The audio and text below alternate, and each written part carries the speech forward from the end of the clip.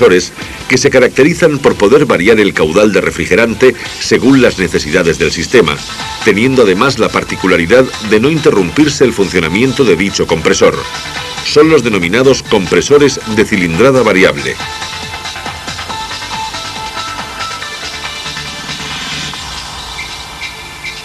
Debido a los distintos tipos de compresores aplicados al automóvil actual, centraremos el estudio de estos en la videoproducción dedicada a los sistemas de climatización.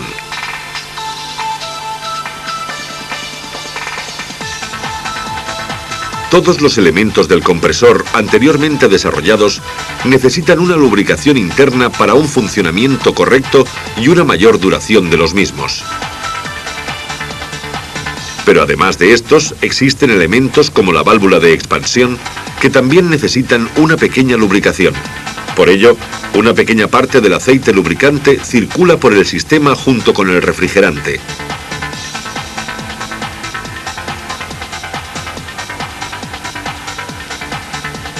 Estos aceites deben de ser compatibles con su refrigerante, ya que si no fuese así, se generarían descomposiciones de elementos como las mangueras del circuito o del propio gas. Por ello, los aceites utilizados en los sistemas de refrigerante R12 son de tipo mineral. Por el contrario, los utilizados en los sistemas más actuales de refrigerante R134A son de tipo sintético.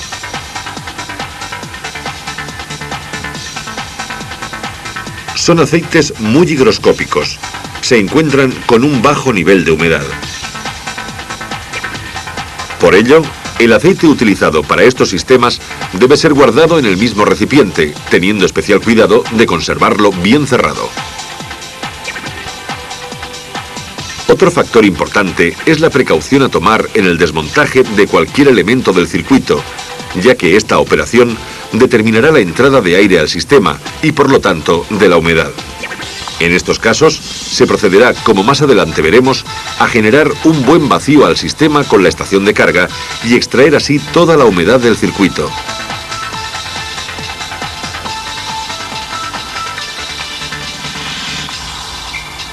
La cantidad de aceite aportado al compresor es muy precisa, ya que un exceso reduce el rendimiento del sistema. Pero por el contrario, una insuficiencia de este produciría el gripaje del compresor y por lo tanto la rotura del mismo.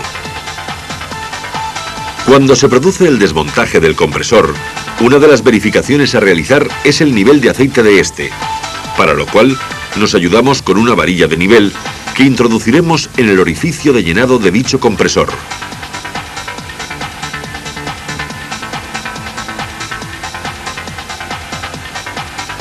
Estas verificaciones las veremos con más detalle en la comprobación y diagnosis de estos sistemas.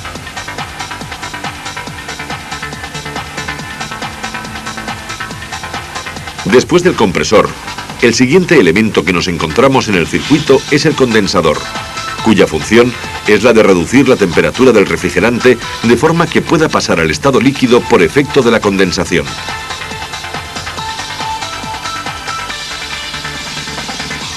Para poder conseguir este efecto, el condensador dispone de un conducto por donde pasa el refrigerante y de unas aletas que canalizan el aire. Los dos tipos más empleados son el de serpentín y el de flujo paralelo, siendo este último el que consigue un mayor rendimiento.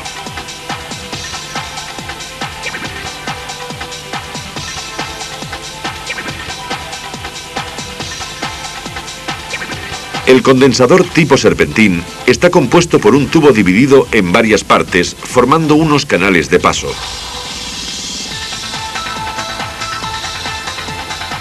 El tubo está rodeado por unas aletas firmemente unidas que permiten el paso de aire necesario para su refrigeración.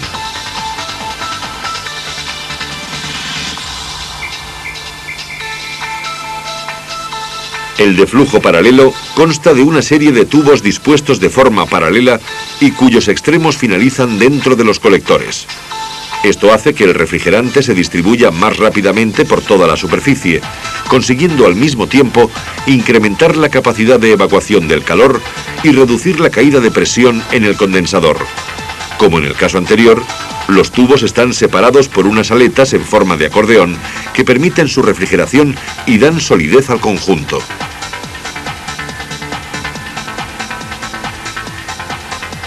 El gas impulsado por el compresor entra en el condensador a una elevada temperatura. A medida que atraviesa el conducto, va cediendo calor al aire que fluye forzado desde el exterior y se condensa. De esta forma, en la salida el refrigerante es completamente líquido.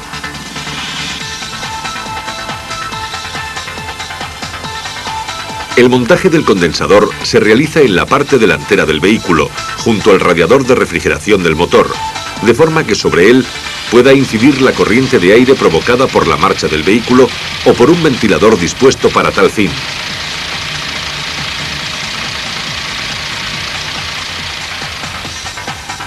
Existe una cierta relación de proporcionalidad entre el condensador y el evaporador, dependiendo del tipo de refrigerante utilizado. Así pues, si el sistema funciona con R12, el condensador es 2 veces mayor que el evaporador. Si por el contrario el refrigerante es el R134A, el condensador será 3 veces mayor que el evaporador, debido a que el intercambio térmico es de un 30 a un 40% superior con respecto al refrigerante R12. El siguiente elemento es el acumulador deshidratador. Dependiendo del equipo, puede ir montado en la parte de alta presión, entre el condensador y la válvula de expansión, o en el lado de baja presión, entre el evaporador y el compresor, siendo en este caso su función principal la de depósito de expansión. El acumulador desempeña 3 funciones principales. Sirve como depósito para el almacenamiento del refrigerante, absorbiendo las variaciones de caudal provocadas por el compresor y asegurando una alimentación permanente a la válvula de expansión. Actúa como elemento filtrante reteniendo las impurezas sólidas. Y por último, elimina la humedad que pueda existir en el refrigerante, ya que una pequeña cantidad de esta puede provocar la formación de hielo en la válvula de expansión y la aparición de ácidos corrosivos que descomponen los materiales.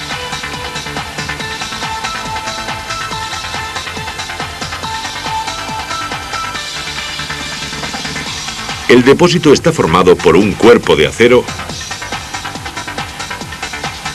además de los conductos de entrada y de salida de refrigerante. En el interior se encuentra el tamiz o filtro de impurezas y el elemento deshidratador formado por sustancias desecantes como el silicagel o la zeolita.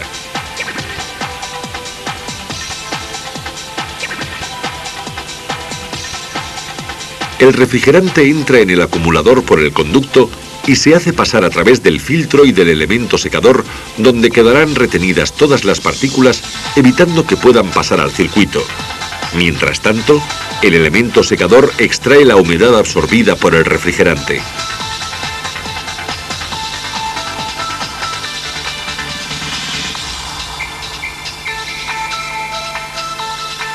Si el circuito se abre por la botella, esta debe ser taponada inmediatamente para evitar que la humedad sature el elemento secador.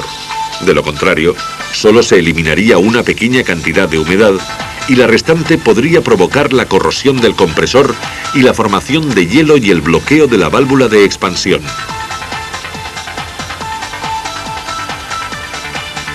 Algunos acumuladores disponen de un visor o mirilla, a través de la cual se puede, en cierto modo, determinar si existe una cantidad insuficiente de refrigerante e incluso el estado en que se encuentra, dependiendo de si la circulación es uniforme o si se observa el paso lento de burbujas, como veremos en el apartado de comprobaciones.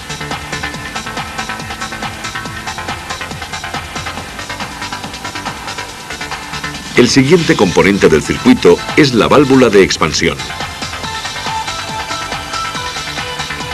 Al principio de este vídeo hemos visto que el circuito de aire acondicionado tiene una parte de alta presión y otra de baja presión, siendo precisamente la válvula de expansión la encargada de separar ambas partes.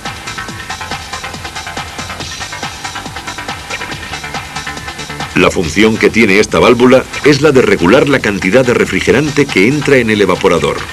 Así pues, y debido al estrechamiento existente en su conducto, únicamente podrán pasar al evaporador pequeñas cantidades de refrigerante, provocando de esta forma el descenso de presión necesario para su evaporación.